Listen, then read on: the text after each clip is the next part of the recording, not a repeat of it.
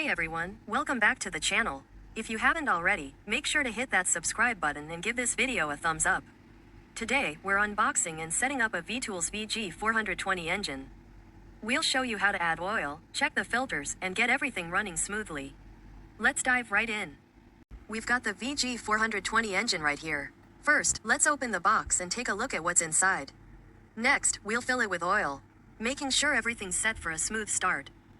Now that we've opened the box and checked everything, let's go ahead and fill the engine with 1.1 liters of 20W50 petrol engine oil. Open the oil filler cap and pour in 1.1 liters of 20W50 oil. Secure the cap tightly once done. Engine has been shipped without engine oil. You must add oil before first operating this engine. Always check oil level before each operation. Next, remove the air filter cover and fill some oil to the level mentioned.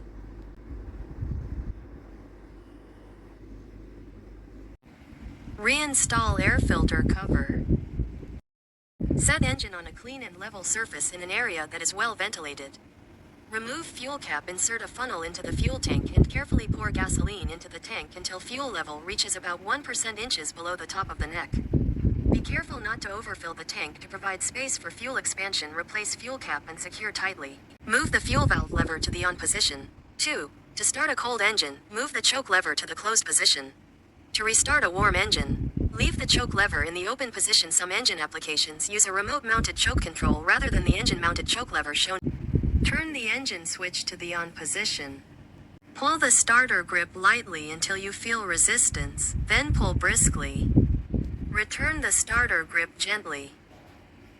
Don't forget to subscribe. Thanks for watching.